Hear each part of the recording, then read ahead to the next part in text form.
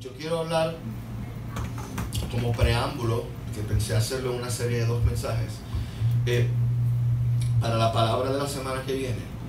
Quiero hablar de un concepto que posiblemente a mucha gente se le hace difícil de entender, y que lo hablamos así y lo damos por sentado, que todo el mundo entiende de lo que se está hablando, pero la realidad es que mucha gente no entiende de lo que estamos hablando.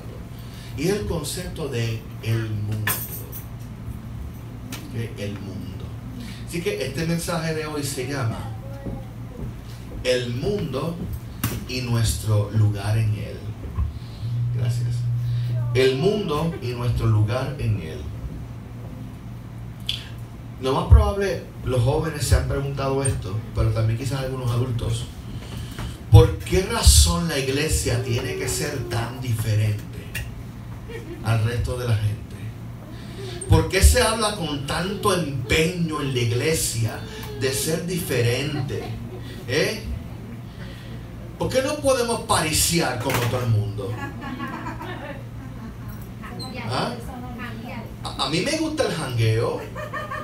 ¿Por qué no podemos janguear como todo el mundo lo hace? Exacto. Pero, ¿verdad? Yo quiero que usted piense en eso. ¿Por qué no podemos bajarle con 4 piedras en la mano a la gente cuando me sacan el monstruo? No hay tantos amenes ya. No hay tantos amenes ya. Porque yo no puedo abrir la boca y empezar a hablar malo, y sacar toda esa salta de sapos y culebras. No hay tantos amenes, yo sé por qué. Porque yo no puedo, ya la lleno en blanco, esto. ¿Por qué? Porque yo no puedo ser libre, y darme el placer que a mí me gusta, y acostarme con la mujer que a mí me guste, y con el hombre que a mí me guste, y seguir para adelante. ¿Y por qué yo tengo que restringirme? ¿Por qué la iglesia es tan diferente?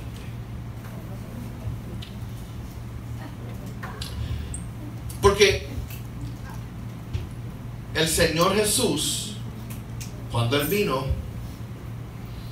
a establecer la revelación del reino de Dios.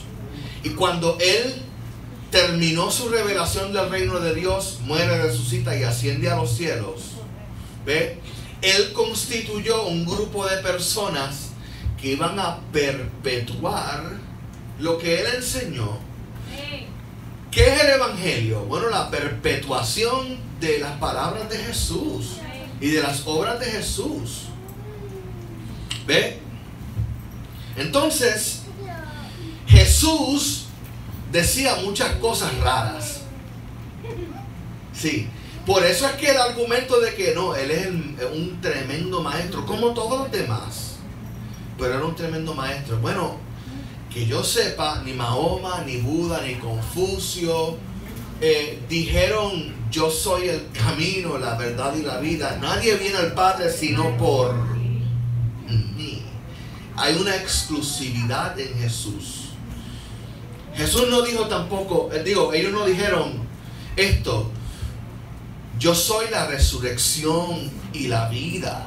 Quien cree en mí, aunque esté muerto, vivirá. Pero el que vive y muere en mí no morirá eternamente. Mahoma no lo dijo, ni lo dijo Buda tampoco. Lo dijo Jesús. Y uno de mis escritores favoritos, C.S. Lewis, debe leer sus libros, están en español, hace muchas décadas. Él dijo lo siguiente, porque C.S. Lewis era ateo, y era un filósofo ateo, que es más difícil. Y él empezó a estudiar la Biblia para refutar la Biblia. Y leyendo el Nuevo Testamento, él se dio cuenta que esta persona llamada Jesús de Nazaret, este hombre es diferente. Yo no lo puedo comparar con ningún otro maestro. Y acerca de las cosas que Jesús decía, Él estableció, luego se convirtió, este argumento poderoso. A Jesús lo podemos categorizar de una de tres maneras, y solamente de una de tres maneras. ¿Cuáles son esas tres maneras? Bueno, de acuerdo con lo que Él decía. O este hombre estaba tostado. Este hombre estaba loco de remate. Porque solamente un loco podía hablar así. O no estaba loco, pero era perverso. Era un engañador, mira, como ninguno. O la única otra opción que nos queda es, o él era quien dijo que era. Una de tres. Así que Jesús es o un loco, o un engañador, o el Hijo de Dios. No nos quedan opciones. ¿Por qué? Porque Jesús estableció unos principios que la iglesia luego se supone que los perpetuara. ¿Por qué razón usted piensa que Dios envió desde el cielo al Espíritu Santo? Lo envió ¿para qué? Para que se cumplieran las palabras de Jesús. Estas señales seguirán a los que creen. En mi nombre echarán fuera demonios. Pondrán las manos sobre los enfermos y sanarán. Si bebieren cosa mortífera no les hará daño. Y se predicará este evangelio a toda criatura. Y el que creyere y fuere bautizado será salvo. Esa es la descripción del trabajo de la iglesia, la gran comisión. Por eso es que la iglesia es tan distinta. Porque la iglesia fue llamada por Jesús mismo a perpetuar su obra. Pero para perpetuar la obra de Jesús hay que ser como Él. ¡Ah! Ay, ay, ay, lo dañaste, Joel, también que iba, hermano. Hay que ser como Jesús. ¿Y cómo era Jesús? ¿Usted se ha puesto a pensar cómo era Jesús? ¿Verdad? Qué lindo era, qué lindo es. Dice la Escritura, el apóstol Pedro luego lo dice en su carta, pero la descripción del Mesías más preciosa que hay en el Antiguo Testamento está en Isaías. Y dice que Él vino a dar libertad a los cautivos y vista a los ciegos, y a poner en libertad a los que estaban en la cárcel, y a sanar los afligidos de corazón. Y si usted lee Isaías, dice, Él no levantará la voz, ni dejará a la gente que sepa que Él estaba ahí. Lo estoy parafraseando, pero eso es lo que dice Isaías. Él no apagará la caña cascada. Es decir, al que está sufriendo y en angustia, Él no vino a oprimirlo, sino que Él va a remendar las patas de las ovejas heridas de Israel. Qué lindo era Jesús. Dice Pedro luego, testifica que Él nunca respondió con dureza a nadie, nunca rechazó a nadie, nunca le hizo mal a nadie. Y para que el testimonio de la iglesia, de ese poder del libro de los Hechos, sea creído por la gente, no solamente tenemos que tener poder y autoridad, sino también tenemos que tener el carácter de Jesús. El carácter de Jesús. Aleluya. ¿Por qué? Porque yo te puedo garantizar que el infierno está lleno de evangelistas que sanaban enfermos. ¿Te parece duro lo que estoy diciendo? No vayas al infierno a averiguarlo, por favor. Te lo digo y me dan ganas de llorar. No te lo estoy diciendo porque estoy bromeando. Siento el Señor. No vayas al infierno a averiguarlo, por favor. Dios está llamándote con urgencia para que no te vayas al infierno. Como dice la Escritura, si alguno tiene oídos, que oiga lo que el Espíritu dice a la iglesia. No te vayas al infierno a averiguarlo, por favor. No.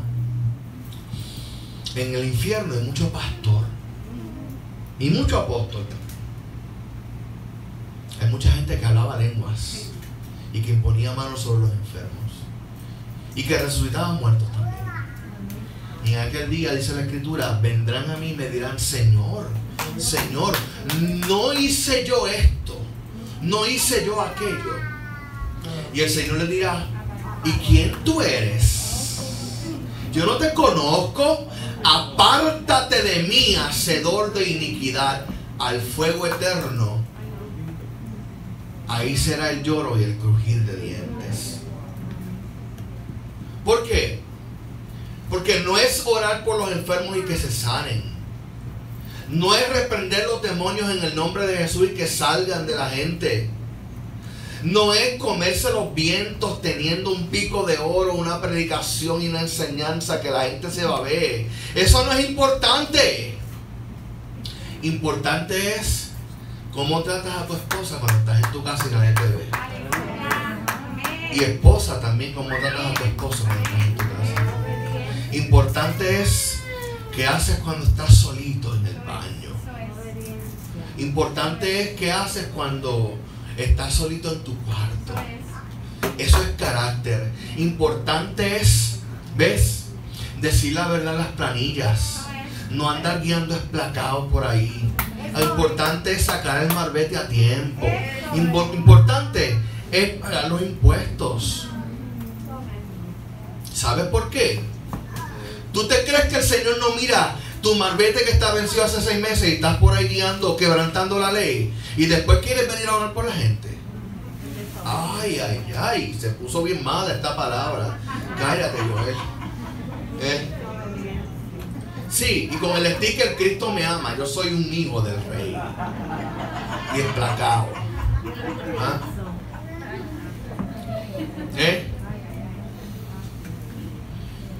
Yo no voy a mencionar santo, vela ni altar, pero yo viví esa experiencia directamente. Yo ministré bajo la autoridad de un pastor que se comía los vientos frente a la gente.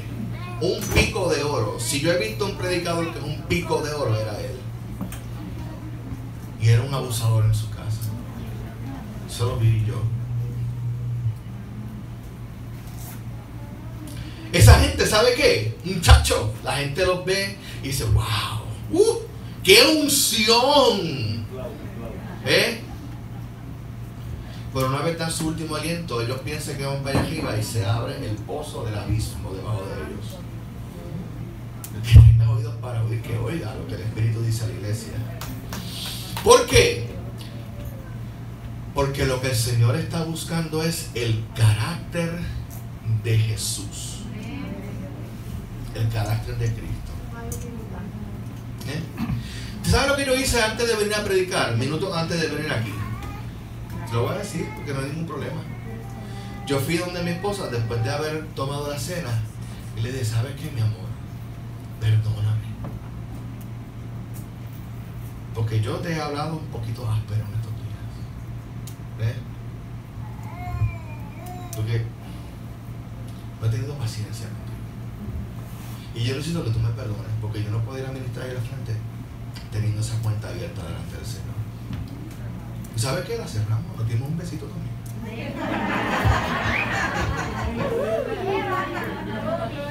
Y ella me dijo: y tú perdóname a mí también. Y yo le dije: te perdono.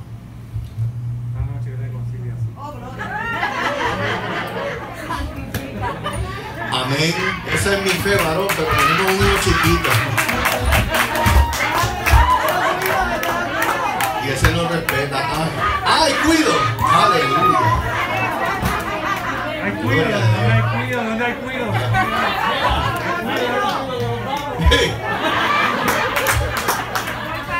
¿Hay cuido o hay descuido? Pero, ¿sabe qué? El Espíritu Santo nos llama a tener ese tipo de corazón. El corazón de Jesús. Por eso es que la iglesia es tan diferente, hermano. Por eso es que la iglesia no puede ser como los que están afuera. ¿Por qué? Porque el que nos llamó a nosotros era diferente. Y nos llamó a ser como Él. A perpetuar su carácter. A perpetuar sus obras. Entonces, yo quiero, mira, pero literalmente en un par de minutos, yo quiero que tú veas de lo que el Señor nos llamó a ser diferente. ¿Te parece? En el Nuevo Testamento, la palabra mundo proviene del griego koine, que era el griego que se hablaba en el Imperio Romano. Le llamaban koine porque koine significa común, el griego común. La palabra es cosmos con K. En nuestro español moderno, el mundo, la gente que vive en él y la tierra como planeta representan lo mismo. Cuando hablamos del mundo, usualmente la gente piensa en esas cosas, o el planeta Tierra, ¿verdad? Como objeto astronómico, la gente que vive en el planeta. Y eso nosotros lo adquirimos del griego, porque así mismo se percibía en griego. Cuando se hablaba del cosmos, la gente pensaba o en la gente que vivía allí, o en el lugar donde se vivía. Sin embargo, tanto en el mundo griego como en la Biblia, la palabra cosmos lo que significa es orden, arreglo o adorno. Y representaba el ideal del mundo perfecto, arreglado, donde todo estaba en armonía, donde no había sufrimientos, enfermedades, etc. Cuando esa palabra cosmos se utiliza como un verbo, cosmeo, con O al final, significa arreglar, adornar, embellecer. Cuando se utiliza como un adjetivo, o sea, como una descripción, cosmios, con I, significa decente o capacitado. Sin embargo, con el pasar de los años, como los idiomas cambian, con el pasar de los años, la palabra cosmos vino a tomar como una intención negativa, de ser una intención positiva a una intención negativa, y llegó a significar la idea de embellecer para agradar los ojos solamente, para que se vea bonito por encima, ¿ves? Usualmente para cubrir alguna falta, es decir, para aparentar belleza en la superficie. A mí se me hace bien difícil eso, porque yo soy lindo, pero usualmente para aparentar belleza en la superficie, lo cual contrasta con lo auténtico, o sea, la idea de lo superficial versus lo auténtico. De hecho, un dato curioso, la palabra cosmético viene de cosmos, cosmético. No significa que aquí nosotros rechazamos los cosméticos, ¿está bien? Ni estamos diciéndole a las hermanas que los compran que son superficiales, tampoco, por favor. Pero simplemente para que usted sepa de dónde viene la idea de cosmético, o sea, es cubrir una falta o embellecer. Ahora, cuando los autores bíblicos, especialmente Juan y Pablo, usan la palabra cosmos, mundo, lo usan para describir, ojo, esta es la revelación de la Escritura, para describir la realidad acerca de ese mundo. ¿Qué quiero decir con esto? Que a pesar de que el mundo tiene la apariencia de ser bello y ordenado, en realidad hay un caos total. Eso es bien importante porque esto es lo que diferencia el uso de la palabra cosmos en la Biblia versus la manera típica de usarse en el griego koiné del Imperio Romano. Para todo el mundo el cosmos era este ideal de absoluta belleza inalcanzable, y para lograrlo habría que aparentar. Pero la Biblia te describe el cosmos no como lo que parece ser, sino como lo que es: un desastre. O sea que el mundo parece ser algo chévere, pero es un desastre. Yo creo que usted se ha dado cuenta de eso, ¿verdad?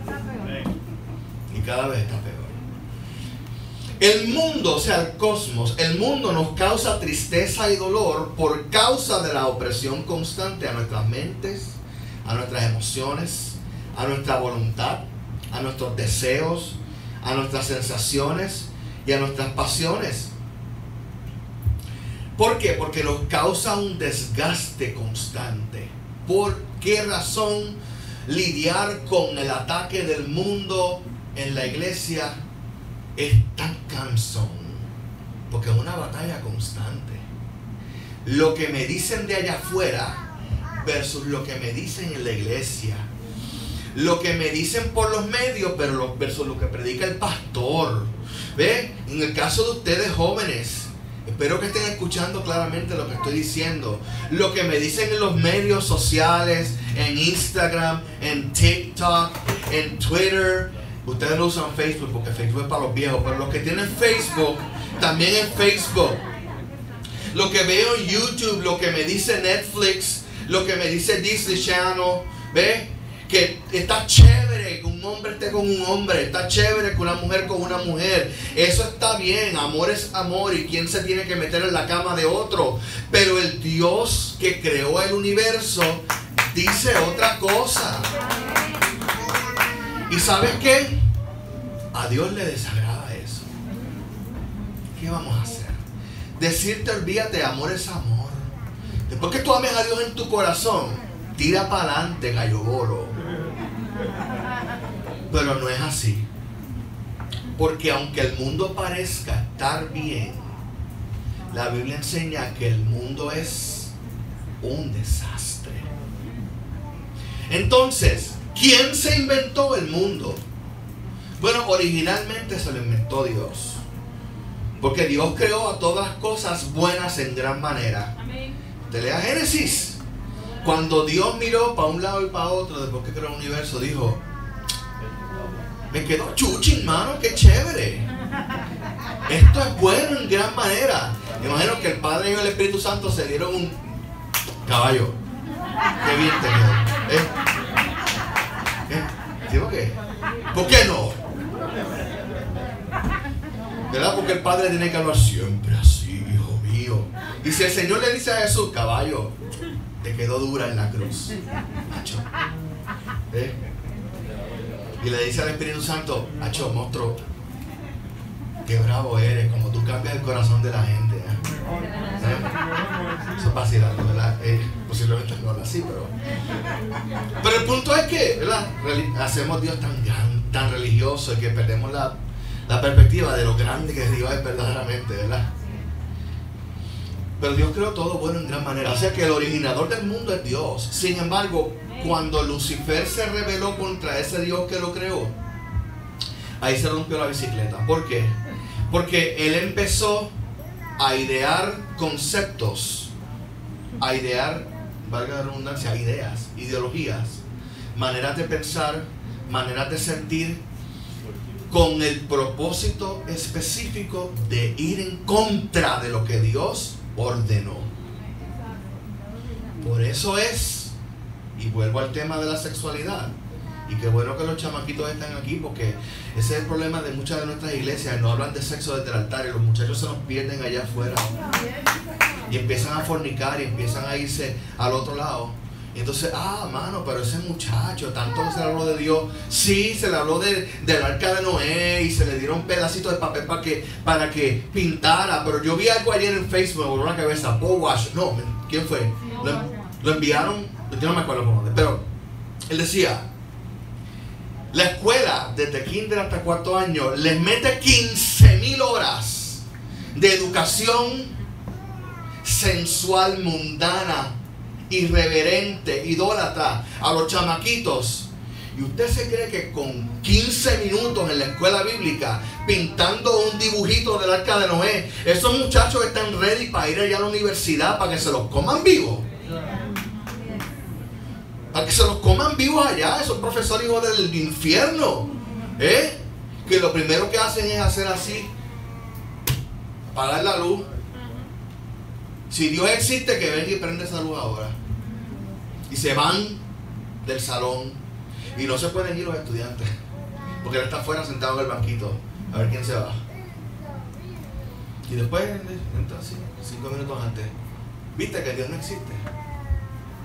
¿Cómo esos muchachos van a poder creer en Jesús y creer la palabra cuando tienen esos bacatranes allá que son hijos del infierno retando su fe con 15 minutos de Cristo me ama, bien lo sé? Y no estoy diciendo que no lo hagamos, por el amor de Dios, no lo tomen de esa manera. Lo que yo estoy diciendo es que la iglesia necesita decirle a los muchachos las cosas como son.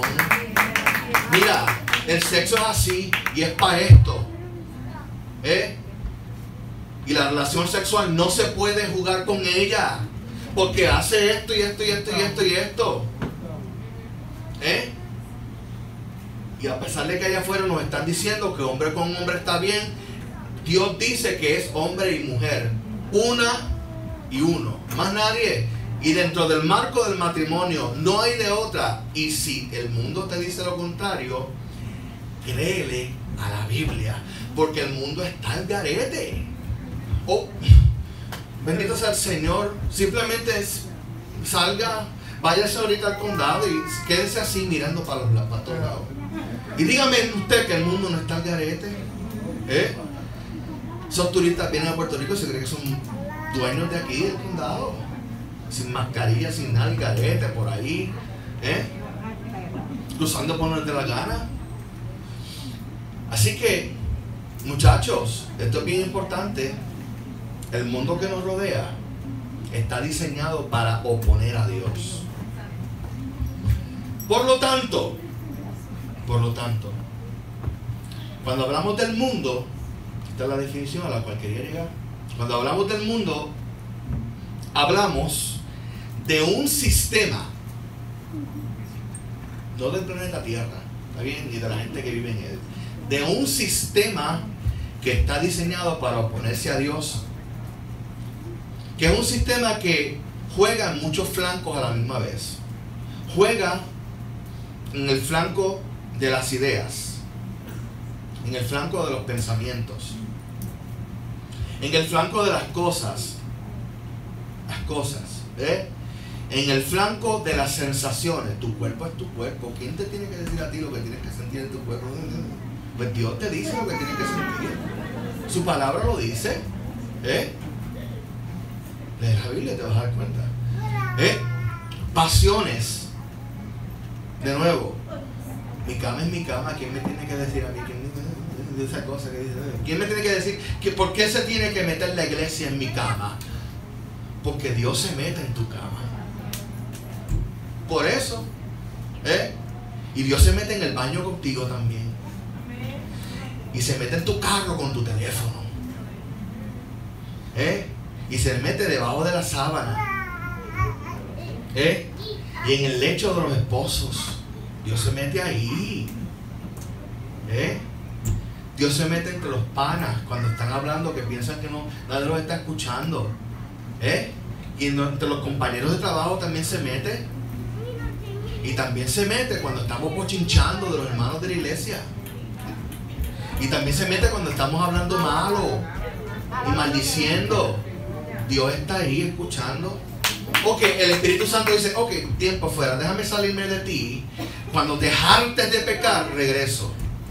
No, porque si el Espíritu Santo se va, te pierdes.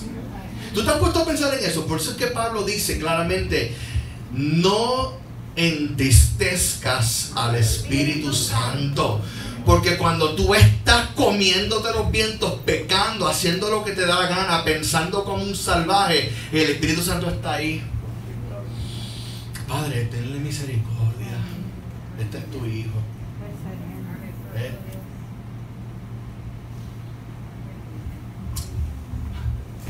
Tenle misericordia, Señor, porque Jesús murió por él. No lo rechaces, Padre. Acuérdate de lo que dijo Jesús en la cruz. Perdónalo porque no sabes lo que hace. No te quiero manipular, es que el Espíritu Santo impresiona en este momento porque, hermano, usted sabe cuántas veces el Espíritu Santo ha tenido que morderse los labios, si es que él tiene labios, yo no sé, pero morderse, ¿sabe? Resistirse, porque está sintiendo tu maldad en tu cuerpo.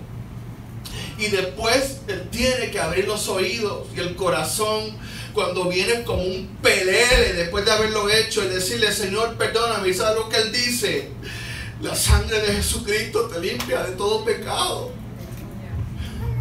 ¿Por qué no pensamos en eso? Porque antes de hacerlo no pensamos en eso.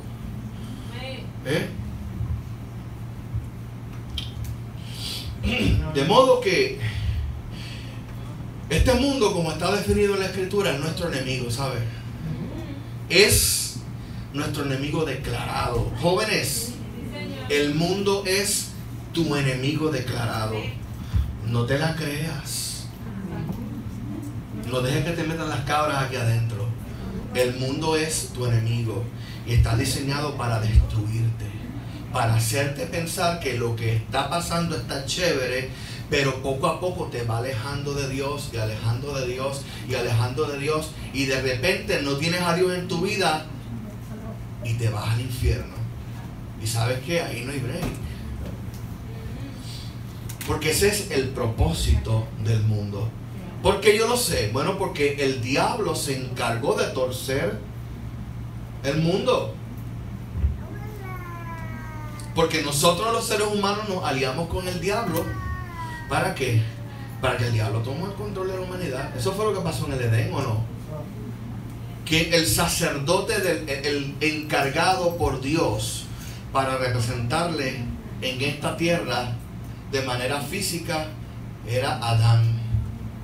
Y Eva también. La mujer es igual al hombre en ese sentido. Así que no necesitamos que nos digan en la escuela perspectiva de género, porque es que la Biblia habla de perspectiva de género. Dice la Escritura que Dios hizo al hombre y la mujer de la misma manera delante de él. Ambos son iguales. Hombre y mujer son imagen y semejanza de Dios, y hombre y mujer tienen exactamente la misma responsabilidad delante de Dios. Los roles son diferentes. Y no me venga con que no, porque es que esa cuestión de que el hombre es mejor que... Yo no dije que el hombre es mejor que la mujer. Yo dije que los roles son diferentes. Neurológicamente el cerebro del hombre es diferente al de la mujer. Entonces, ¿por qué me quieren decir a mí que el hombre tiene que ser lo mismo que la mujer tiene que ser lo mismo que el hombre? No. Hermano, para eso los hombres, para eso Dios nos hizo los genitales diferentes. Entonces al Señor, Dios no creó a Adán y Esteban en el Edén. Dios creó a Adán y Eva. Hello. Digo, estoy diciendo lo que no es. Ni creó a Eva y a Eunice en el Edén, para que a Eunice no pase nada, porque no tienen cómo. Hay que ser Adán y Eva.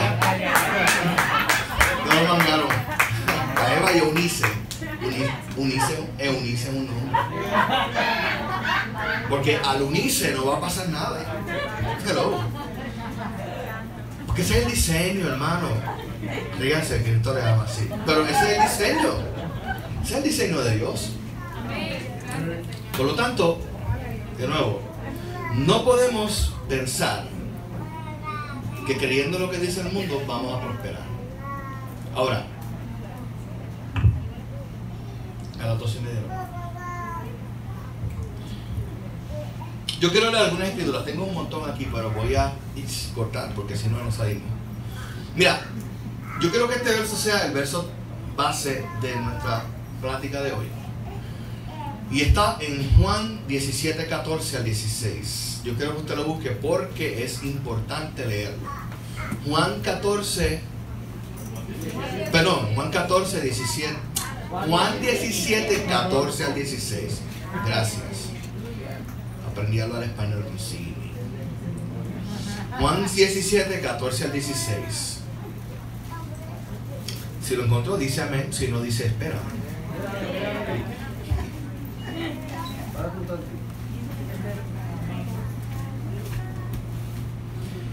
Dice así la escritura. Juan capítulo 17, versos 14 al 16. Juan 17 está después del 16. Antes del 18. No puse caso. No encontraban. No estoy vacilando. A veces a mí se me pierden cuando estoy buscando la aplicación aquí los números. Ok, dice así. Estoy leyendo estoy leyendo Reina Valera revisada. Una versión un poquito más moderna. Que si la encuentran un poquito rara, está diciendo lo mismo. Jesús está diciéndole a los discípulos: yo les he dado tu palabra, y el mundo los aborreció porque no son del mundo. Óyeme esto, wow. Por poco digo, pero bueno, en serio. No es fácil, pero por poco digo. Mira lo que dice aquí. Ustedes no son del mundo, como yo tampoco soy del mundo. Volviendo a la pregunta original, ¿por qué la iglesia es tan diferente? Porque nuestro Señor no es del mundo. Y por lo tanto, su iglesia tampoco es del mundo. Ahora, no somos extraterrestres. Y el Señor, orando, se lo dijo al Padre también: no ruego que los quites del mundo, sino que los protejas del mal. Ellos no son del mundo, como yo tampoco soy del mundo. Y denle un chipito para atrás. Juan capítulo 16, versos 1 al 4. Una paginita para atrás. Juan 16, 1 al 4. Correcto. Jesús les dice: les he dicho estas cosas para que no tengan tropiezos. Ustedes serán expulsados de las sinagogas.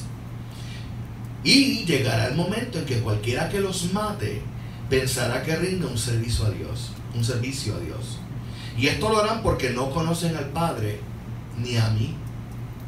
Pero les he dicho estas cosas para que cuando llegue ese momento se acuerden de que ya se los había dicho. Qué duro está Jesús. Nos lo estaba diciendo hace 2000 años atrás. Mano, ustedes no son iguales que ellos. Es porque quieren ser iguales. Mi llamamiento es para que sean distintos. Porque yo soy diferente. Yo no soy de aquí. Ese era el problema de los fariseos. Que cuando Jesús decía cosas como: mi padre aún trabaja y yo trabajo, querían matarlo porque decían: ¿cómo tú te atreves a llamarlo mi padre y equipararte a él? Te está llamando Dios diciendo eso. O cuando decía: bueno, Abraham se gozó cuando vio mi día. Y yo: time out. Si tú no tienes ni 40 años, dice, viste a Abraham, y él le dice: lo que pasa es que antes que Abraham fuera, yo soy.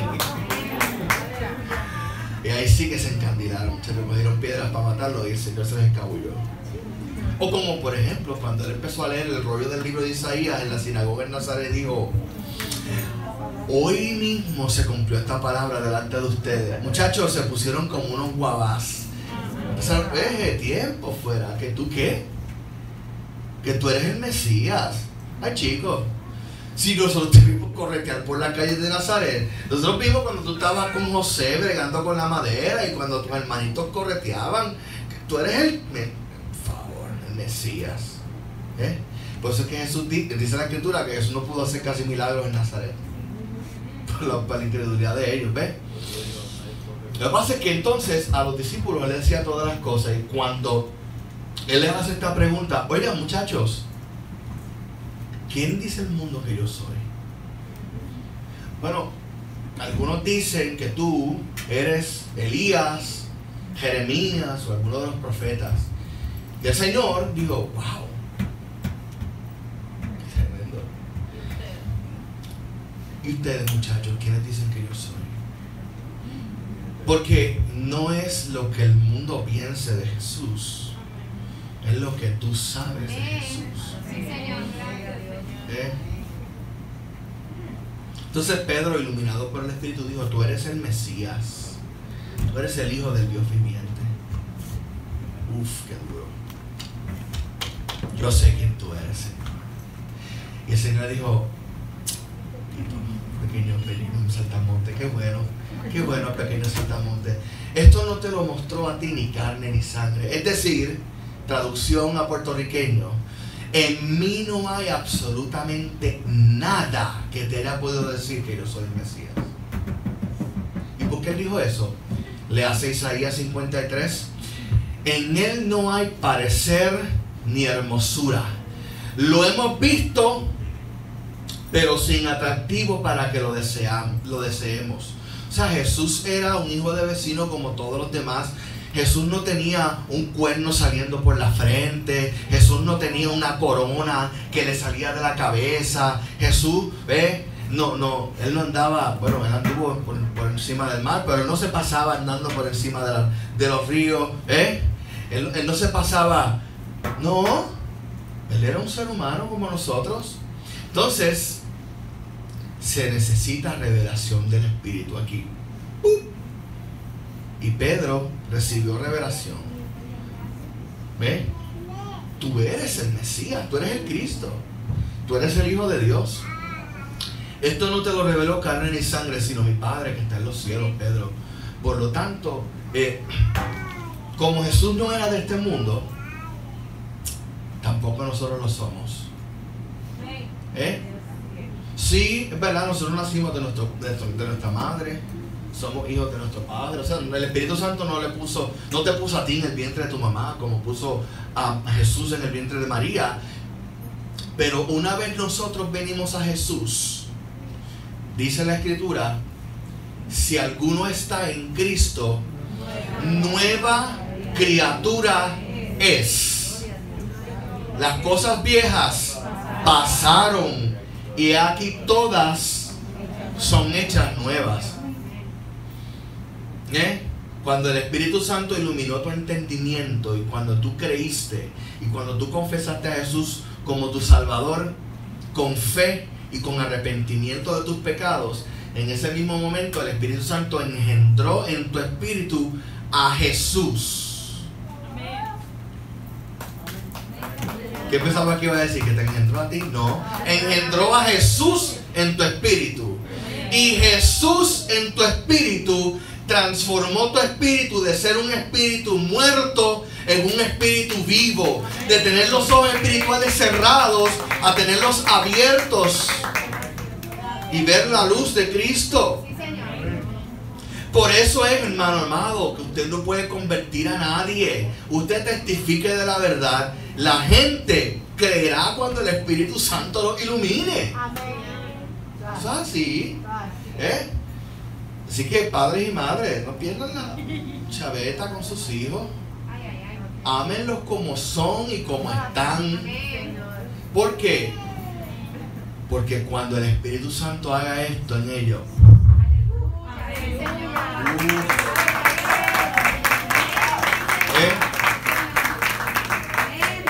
va a pasar como está pasando con muchos de los jóvenes aquí. Están encendidos en fuego. Yo veo a Bobo y veo a Andy y yo digo, ay Dios mío, me recuerdan tanto a mí cuando tú me tocaste, Señor. Yo me crié en el Evangelio toda mi vida. Nací en el hospital en Mayagüez y de ahí mis padres me llevaron a la iglesia. Literalmente yo llegué a la iglesia 2 o 3 días después. Toda mi vida en la iglesia, lo mismo que pasó con Isaac, que vino aquí todavía oliendo a nuevo.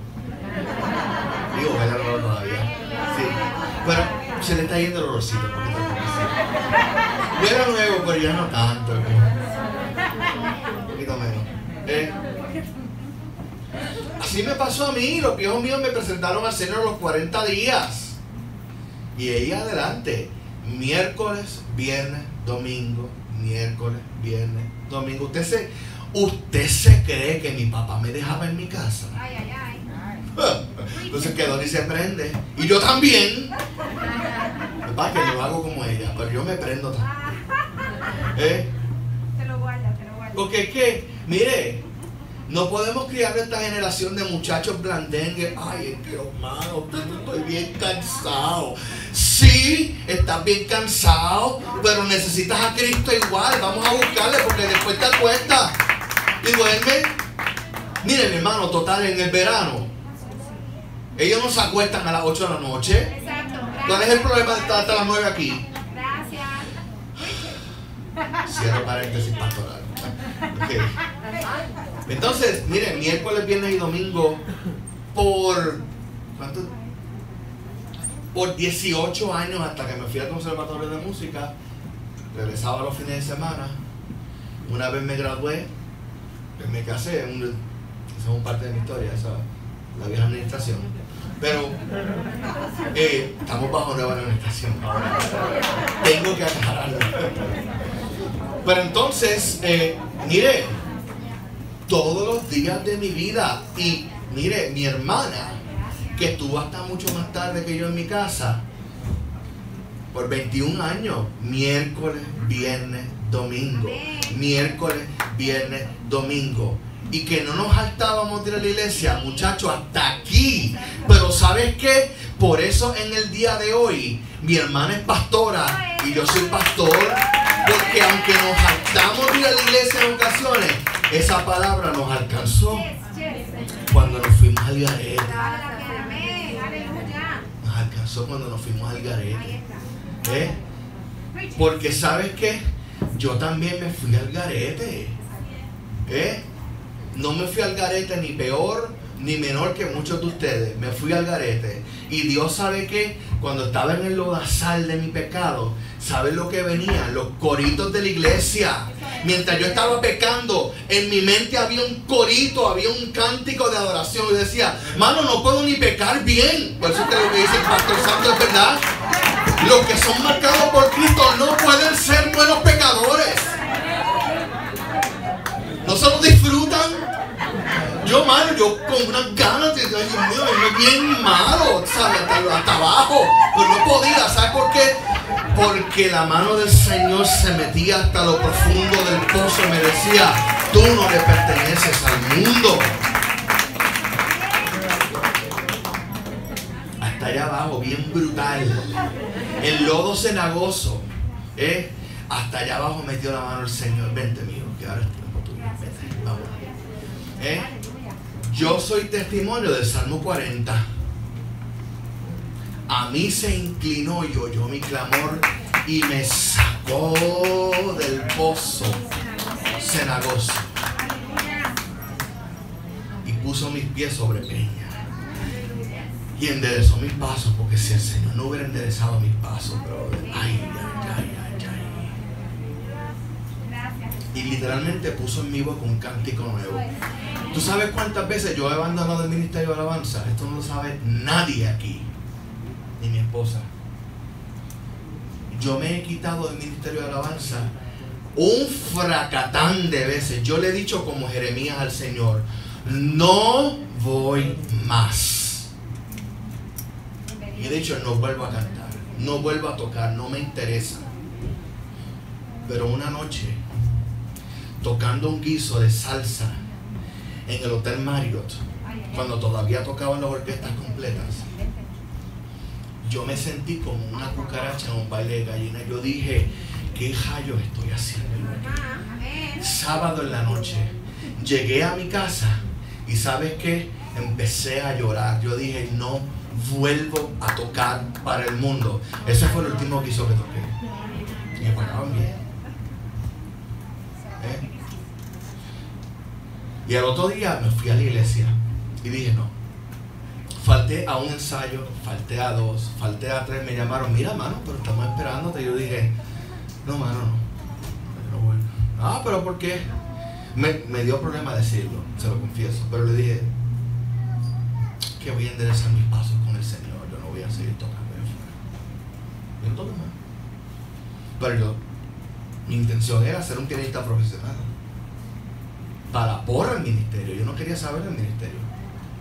Pero cuando ese fuego empezó en mis huesos como Jeremías, muchacho, ese fuego no se puede resistir. Ese fuego no se puede resistir. Te puedes ir a la Conchinchina y de allá te trae el Señor. Gracias. Y el verso 33 de Juan 16 dice: estas cosas os he hablado para que en mí tengan paz. ¿Por qué? Porque en el mundo tendrán aflicción. Pero confíen, yo he vencido al mundo. Alguien aquí necesita entender este principio espiritual. Alguien aquí necesita entender que el mundo está contra ti y tú sientes que te está tragando el mundo. Pero confía, Jesús venció al mundo. Por lo tanto, yo voy a llamar al mundo lo que es en el nombre de Jesús y tú lo vas a recibir en este momento. El mundo es una mentira del diablo. El mundo es un engaño de Satanás. El mundo fue derrotado por Jesús. Y si tú estás llamado por el Señor, no sigas en el mundo. No sigas viviendo como quien no conoce a Dios. No sigas creyendo que Dios no te está llamando. No sigas pichándole a la voz del Espíritu Santo. Eso es. Porque su voz será como dice en el Salmo 32. Se convirtió mi verdor en sequedades de verano. ¿Por qué? Porque David estaba pichando al Espíritu Santo y pichándole al Espíritu Santo. Y el Espíritu Santo confiesa tu pecado, arrepiéntete, y él pichándole al Espíritu Santo. ¿Y sabes lo que dice la Escritura? Que David dijo: por favor, vuélveme el gozo y la alegría para que se recreen estos huesos que tú has abatido. Porque cuando tú eres llamado por Dios y tú te estás resistiendo al Espíritu del Señor, se siente como una carga de palos. Por testimonio personal te lo puedo decir. Es como una carga de palos en tu espíritu. Proverbios 14:22 dice, no lo tienes que buscar: hay caminos que al hombre le parecen rectos, pero que al final conducen a la muerte. Proverbios 16:25: hay caminos que el hombre considera buenos, pero que al final resultan caminos de muerte. Voy a leer este y voy a terminar. Mateo 7:13: entren por la puerta estrecha, porque ancha es la puerta y espacioso el camino que lleva a la perdición, y muchos son los que entran por ella. ¿Por qué tú crees que el mundo se ha metido en nuestras casas y en nuestras mentes? Porque tenemos la televisión, tenemos la radio, tenemos el streaming, tenemos YouTube, tenemos los social media, tenemos las redes sociales, tenemos Netflix, tenemos Peacock, tenemos Disney Plus, tenemos ¿qué más? Hulu, tenemos Roku. Entonces, es mucho más fácil sentarse en la sala cansado. Más lo que se roban las películas también, HBO Max, todo eso. Es más fácil prender el Roku o prender el Netflix o en el televisor empezar a ver una película. Por eso es que se nos ha metido el mundo en la casa. Porque es como tener las puertas y las ventanas abiertas en un huracán.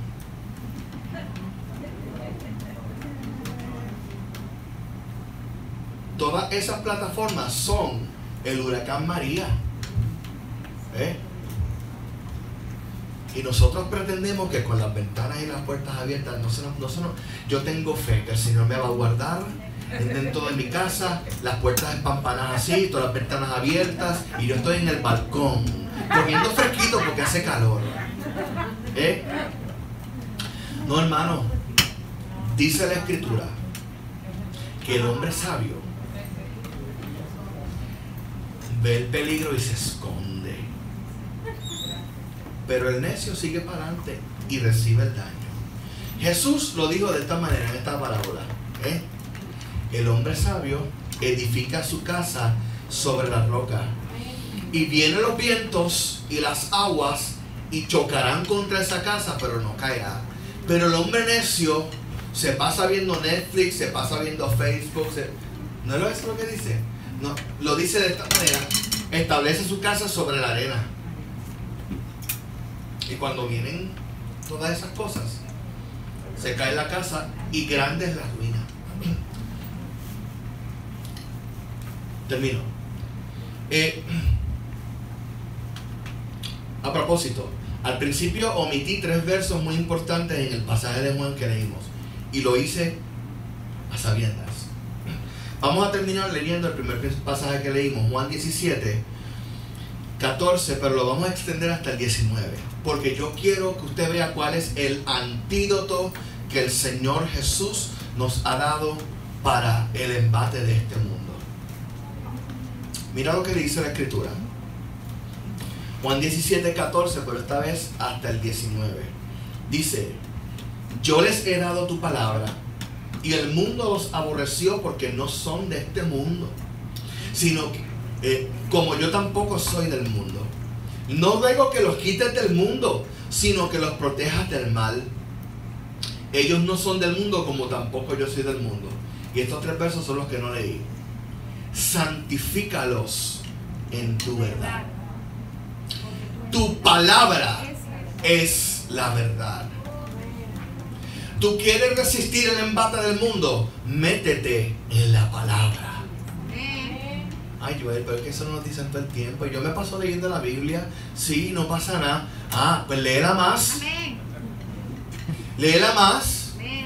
15 minutos no son suficientes para 24 horas de inmundicia allá afuera. ¿Eh? Sigo, porque tengo que terminar de predicar. Sí. Tal como tú me enviaste al mundo, así yo los he enviado al mundo. Tiempo, ok. Entonces Jesús me está diciendo que no soy del mundo, pero me envía al mundo. ¿Por qué? Porque si el Señor no nos envía a nosotros, llamados, perdonados, santificados, llenos del Espíritu, al mundo, se cae este mundo. ¿Usted piensa que esto está malo? No se quede en el arrebatamiento, por favor. Como no quiero que usted se vaya al infierno, tampoco se quede cuando venga Cristo, por favor. No se quede. Porque si la cosa está mal ahora, lea Apocalipsis y después hablamos. Y por ellos yo me santifico, para que también ellos sean santificados en la verdad. Traducción aboricua. Por eso fue que Jesús se guardó sin pecado. ¿Para qué? Para que tú y yo podamos vivir sin pecado. Ah, pero es que yo no soy perfecto. Yo lo sé. Yo sé que quizás cuando salgas de aquí vas a caer de nuevo. Pero ¿sabes qué? La palabra enseña que si 7 veces cae el justo, no el pecador, el justo, 7 veces lo levantará Jehová. Si caíste, levántate en el nombre de Jesús. Pero mira, tienes que ser un justo. Tienes que ser un justo. Tienes que saber que tú le sirves a Jesús. Porque si tú estás haciéndote, ¿verdad? ¿Qué haces? Si tú estás viviendo tu vida como un religioso más, pero no tienes relación con Dios, por supuesto que no vas a salir de ese meollo. Por supuesto que siempre vas a estar en la rueda de abajo. Por supuesto que no te va a venir nada bueno en la vida. Por supuesto que va a haber un fracaso constante en tu vida. ¿Por qué? Porque le perteneces al infierno. Pero el Señor quiere hoy santificarte en la verdad, porque Él se santificó en la verdad. Él quiere darte su santidad, sin la cual nadie verá al Señor. Terminé. Escucha esto. Iglesia, el llamado del Señor en esta mañana es a que nos santifiquemos. La santidad conviene a la casa de Dios, dice la Escritura. El Salmo 24 dice lo siguiente: ¿quién subirá al monte de Jehová? ¿Quién habitará en su lugar santo? El limpio de manos y puro de corazón, el que no ha elevado su alma a cosas vanas, ni jurado con engaño. Él recibirá bendición de Jehová y justicia del Dios de salvación. Tal es la generación de los que le buscan, de los que buscan tu rostro, oh Dios de Jacob. Ponte en pie, yo quiero orar.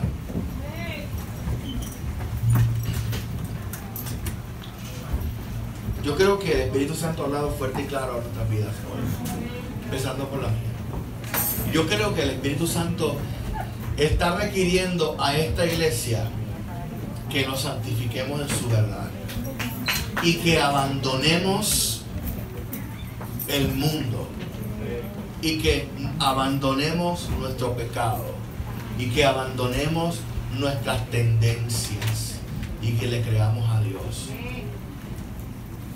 Yo quiero que tú ores conmigo esto. Este llamado es para la iglesia entera.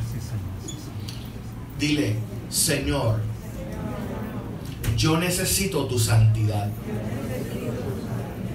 porque quiero cumplir tu palabra. Hazme santo como tú eres santo. Santifícame en tu verdad, en tu palabra, que es la verdad. Con tu espíritu, enséñame a vivir en santidad. No solamente frente a la gente, sino cuando nadie me ve. Dame el carácter de Cristo y también dame tu unción y tu poder, en el nombre de Jesús. Amén. Si tú oraste con fe, Señor, lo vas a hacer. Yo quiero hacer esto antes de terminar. Mira, con todo mi corazón siento hacer esto. Si tú necesitas reconciliar tu vida con el Señor y enderezar tus pasos delante del Señor, corre al altar. No te voy a dejar allá. Ven acá para que de una vez y por todas dejes tu pecado aquí. Todo un llamado a la iglesia. Aquí estamos en la iglesia. No estoy testificándole a mundanos ni nada por el estilo, ni a inconversos. Pero el Espíritu Santo llama a la iglesia, a los que en el corazón saben que necesitan al Señor. Pasa aquí, por favor. Es importante que reconcilies tu vida con Dios hoy y ahora.